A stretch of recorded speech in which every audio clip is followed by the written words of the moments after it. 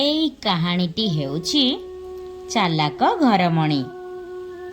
गोटिए गाँ रे जणे लोक घरमणी को रखिथिला।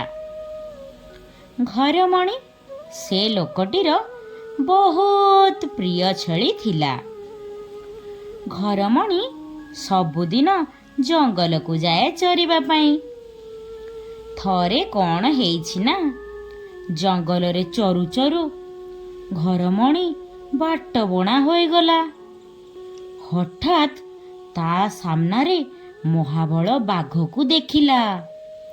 आउ बाघ घरमणी को देखि कहिला, घरमणी मु आजी तते खाइबी। सेठू घरमणी बहुत डरीगला। घरमणी मने मने चिंता कला, बाघ ठारू किपरि रक्षा पाइबी। तापरे बाघ को कहिला, आपण तो हेउछंती राजा, केते जीवजंतु मानंकु खाई मुह दांत असना हेइ जाइथिबो।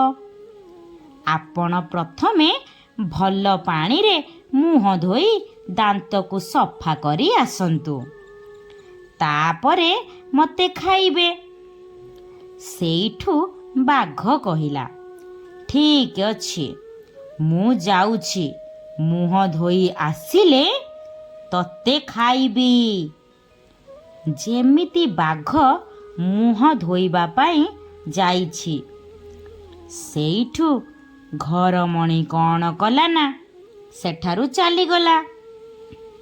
हेले जाऊ जाऊ सेते बेलकू राति होई गलानी। आउ घरमणी कुआडे न जाई सेठी गुंफा पाखरे रहीगला। आउ सेई गुंफाटी सिंहर थिला बोली एकथा घरमणी को जणा नथिला। सेठू कौन हेला ना, सिंहटी ता गुंफारे पशिबा मात्रे ताकू अंधार रे आखि दुईटी चकचक करुथिबार देखागला। सेठू सिंहटी गर्जन करी पचारिला, आरे किए रे तू? सिंहर कथा शुणी घरमणी भाबिला, एथर मु मल्ली। हेले तथापि घरमणी साहसर सहित कहिला, मु धप धप राजा, मो सिंह दुईटा गुजिया, एक सिंहरे गछ को भांगे, द्वितीय सिंहरे सिंह को मारे। घरमणीर एही कथा शुणी सिंह प्राण विकଳରେ जंगल भितर को दौड़िला। आउ जंगलरू आउ 5 जण सिंह को डाकी आनिला ता गुंफा को। से 5टी सिंह गर्जन गुंफाटी थरी उठिला। घरमणी एहा देखी खूब डरीगला ओ छाती को दंभ करी कहिला, ए सिंह, तते 10टी सिंह आनिबा को कहिथिली, तू कौन 5टा आनिछु? आ मो पाखकु आ, तते आग खाइबी।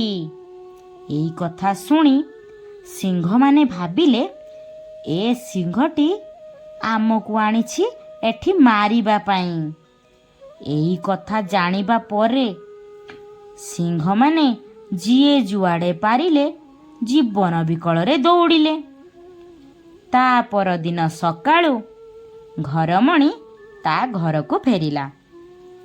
निजर उपस्थित बुद्धि लगाई घरमणी सिंह आउ बाघ भलिया बलवान जीवंक ठारू निज जीवन को बंचाई पारिला। एही गपटीरू आमे कौन शिखिले? आमे शिखिले परिस्थिति जहाँ भी हेई थाउ, साहस थिले बुद्धि ओ उपाय मिलिबो। गपटी केमिति लागिला प्लीज कमेंट रे कहिबे। चैनल टी को सब्सक्राइब करिबे एंड लाइक भी करिदेबे। रहुछि, नमस्कार, जय जगन्नाथ।